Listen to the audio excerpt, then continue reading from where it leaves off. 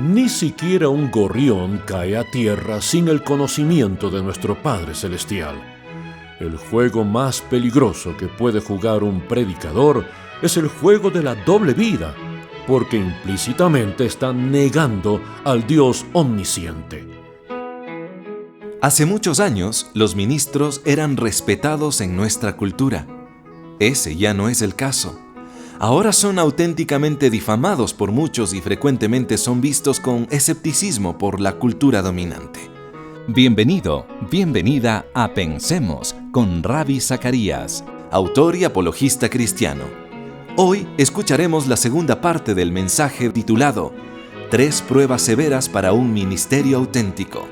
Como representantes de Cristo, todo lo que hacen los creyentes está bajo escrutinio, lo que significa que los errores públicos de los cristianos son un impedimento para el Evangelio. La semana pasada, Ravi Zacarías había comenzado a hablarnos de los errores cometidos por los ministros del Evangelio que caen en pecado. Ravi Zacarías explora cómo vivir de manera que la reputación del Evangelio sea resaltada, no arruinada. Recuerdo muy bien un día que los titulares de las noticias mencionaron la tragedia de lo que había ocurrido en la vida de Jim Bakker. Nunca me había dado cuenta de que tendría esta clase de caída estrepitosa. Y supongo que de todas las entrevistas que he leído, la mejor fue la ofrecida por Richard Dorsch, el socio de Bakker. En el ejemplar de Christianity Today, del 18 de marzo de 1988, el titular de la entrevista decía: «Hemos cometido muchos errores». Y en sus 2 últimos párrafos dice lo siguiente: «En ocasiones creo que la Iglesia no sabe nada sobre el verdadero éxito. Todo está vinculado con cuántas estaciones de radio tenemos en nuestra cadena o qué tan grande es nuestro edificio. Es demasiado fácil perder el control, hacer concesiones sin reconocerlo. No nos tomábamos el tiempo para orar o para la familia, porque el programa tenía que salir adelante. Estábamos tan atrapados en la obra de Dios que nos olvidamos de Dios. Se necesitó la tragedia, la piedra entre los dientes, para que volvamos a poner nuestros pies en la tierra». Y luego él dice: «Una cámara de televisión puede cambiar a un predicador mucho más rápido que cualquier otra cosa que yo conozca. Ha convertido a buenos hombres en potentados. La televisión solo debe ser utilizada como una herramienta para el evangelismo. Es tan fácil quedar arrasado por la popularidad. Todos nos aman, los automóviles nos están esperando afuera y nos ponemos en el primer lugar de la fila. Esa es la devastación de la cámara. Nos ha hecho menos de lo que Dios quería que llegáramos a ser». ¿Sabe usted cuál era el problema? El problema era un error que usted y yo podíamos haber cometido fácilmente.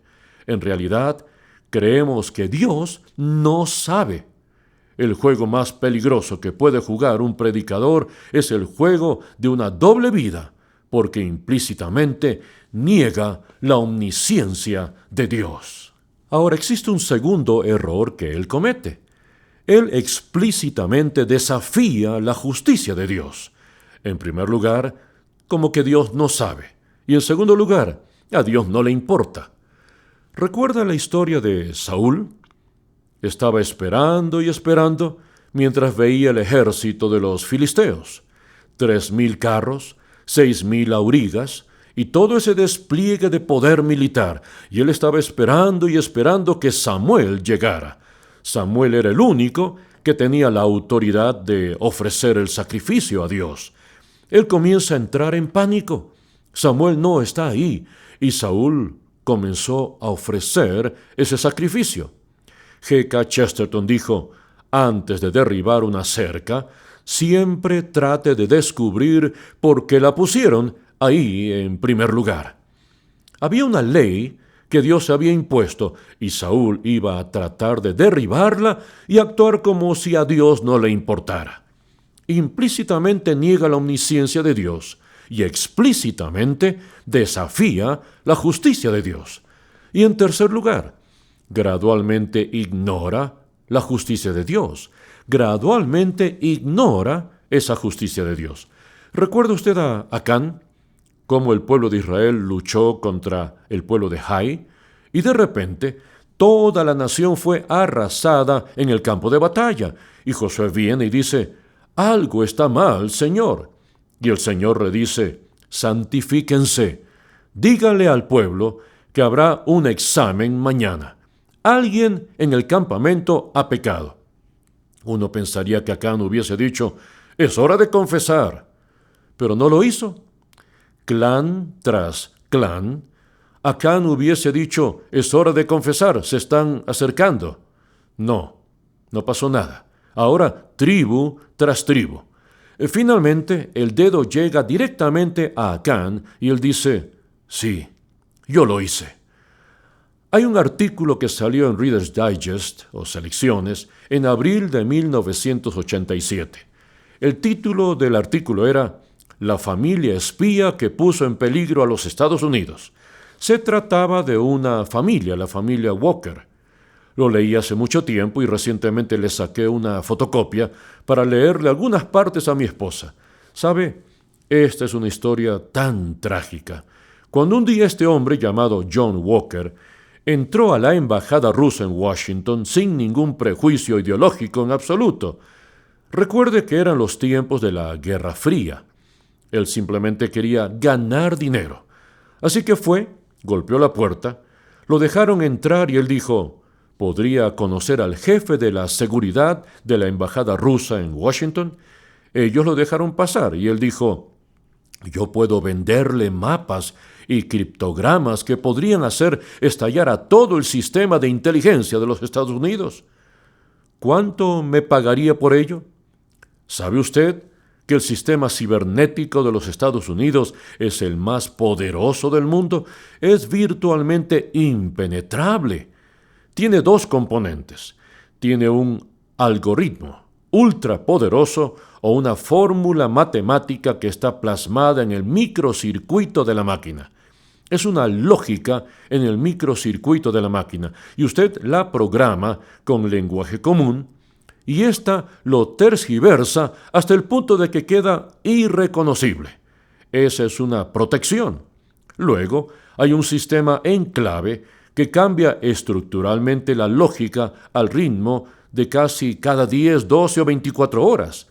Era impenetrable hasta que la guerra de Vietnam estaba en proceso y un almirante dijo: algo está mal. Cada vez que enviamos a nuestros misiles Bárbara 52, los vietnamitas no solo saben cuáles son nuestros blancos principales, sino también cuáles son los secundarios. ¿Cómo lo saben? Y gradualmente, un día de 1984, un hombre del FBI recibió una carta que decía: he estado vendiendo secretos con todos estos códigos importantes. Necesito ver a alguien.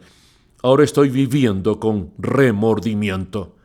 Resulta que se trataba de un hombre llamado Jerry Whitworth. Nadie sabía quién era él. Comenzó entonces un proceso de 3 años en el que finalmente rastrearon a John Walker, que había involucrado a Jerry Whitworth y aún a su propio hermano, Arthur Walker, quien sacó a su hijo de uno de los organismos de los Estados Unidos e hizo que le revelara secretos. Él incluso vendió los manuales. Un experto en defensa estadounidense dice: se necesitarán años antes de poder recuperarnos si alguna vez lo logramos. Los jóvenes de Estados Unidos estaban siendo asesinados en Vietnam, mientras John Walker estaba ganando cientos de miles de dólares de la Unión Soviética. Cuando el juicio finalmente llegó a un juez yugoslavo llamado Vokasen, este dijo sobre Jerry Whitworth: este hombre está muerto de miedo. No cree en nada. Su vida la dedicó a determinar la dirección del viento y cómo él puede sacar el mayor provecho de cada tormenta. Y Whitworth Se quedó ahí de pie, y el juez le dijo: ¿acaso no tienes nada que decir? Él respondió: sí, lo siento mucho, muchísimo. El juez Harvey miró a Walker y le dijo: su motivación era la pura codicia, señor Walker, y usted recibió una paga sustanciosa por sus actos de traición. Busco en vano algún aspecto redentor de su carácter, y voy a recomendar que usted nunca pueda salir bajo libertad condicional. Él vendió a su nación, y ésta se fue por la cañería. Escuche, ¿qué pensaría usted de un predicador que traiciona a su Señor? El traidor podría poner en peligro 200 personas, 20 millones de personas o más. Y el predicador, que es reconocido como autoridad, como una voz que viene de la palabra de Dios, que la expone, pero que vive una mala vida secreta, lo he dicho antes, y no lo digo para ser melodramático, realmente preferiría que el Señor me lleve de modo que yo no avergüence su nombre en este mundo. Billy Graham, en una entrevista con la revista Time, dijo lo siguiente: todas las mañanas me levanto con el temor de poder decepcionar a mi Señor. Y Warren Wiersbe lo resumió en estas palabras: tengo miedo hasta la muerte del deterioro espiritual personal, de tener la fama como que estoy vivo cuando en realidad estoy muerto. Y el hecho de que esté involucrado en el ministerio no es una protección contra eso. Cada ministerio puede crear oportunidades para que el enemigo obre. Las palabras de advertencia de George MacDonald me sacuden. Él dice lo siguiente: Wiersbe, un hombre puede hundirse a un ritmo tan lento que mucho tiempo después de que se ha convertido en un demonio, él podría seguir siendo un buen asistente a la iglesia o un buen disidente que piensa de sí mismo como un buen cristiano. El apóstol Pablo lo dejó muy claro. Hemos renunciado a los pecados en secreto. Él dijo: no podemos llevar una doble vida. Él dijo, en segundo lugar, no actuamos con engaño. Eso significa que usted no puede utilizar un estándar engañoso. James Fenimore Cooper dice lo siguiente: un demagogo es alguien que hace avanzar sus propios intereses por medio de fingir o pretender una profunda devoción por los intereses de la gente. De todos los demagogos, los religiosos son los más despreciables. Ellos saben cómo poner la carnada en el anzuelo. Escuche nuevamente la primera línea. Un demagogo es alguien que hace avanzar sus propios intereses mientras pretende una profunda devoción por los intereses de otras personas. Y de todos los demagogos, el más mortal es el predicador, porque él sabe cómo poner la carnada en el anzuelo. ¿Se da cuenta? El apóstol Pablo lo sabía. Él dice: yo no utilicé medios engañosos, porque el engaño haría dos cosas. El engaño haría estas dos cosas. Número uno, él pudo haber hecho esto de dos maneras. Él pudo haberse servido a sí mismo. ¿Está bien? Esa es la primera. Él pudo haberse servido a sí mismo. ¿No es verdad? Escuche lo que dice el apóstol Pablo en 1 Corintios 9. ¿Qué soldado presta servicio militar pagándose sus propios gastos? ¿Qué agricultor planta un viñedo y no come de sus uvas? ¿Qué pastor cuida un rebaño y no toma de la leche que ordeña? No piensen que digo esto solamente desde un punto de vista humano. ¿No lo dice también la ley? Porque en la ley de Moisés está escrito: no le pongas bozal al buey mientras está trillando. ¿Acaso se preocupa Dios por los bueyes? ¿O lo dice más bien por nosotros? Por supuesto que lo dice de nosotros, porque cuando el labrador ara o el segador trilla, deben hacerlo con la esperanza de participar de la cosecha.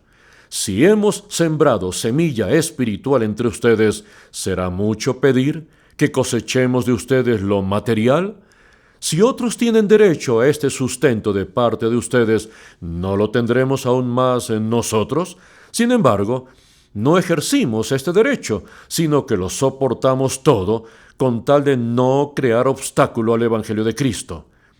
Tengo dudas de leer esta carta y no la leeré en su totalidad, pero quiero simplemente leer solo una línea de ella porque en un sentido era muy halagadora y por supuesto era halagadora porque este hombre en realidad no me conocía. Lo único que sabía de mí era lo que vio en una campaña de 4 días. Pero él le escribió una carta a mi esposa Margie.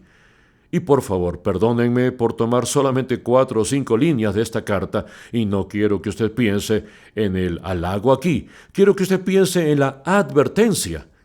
Él le dice a Margie en una línea, en la línea de la mitad, le dice: creo que jamás he conocido antes a un evangelista que no sea un poco egocéntrico u obsesionado con el dinero.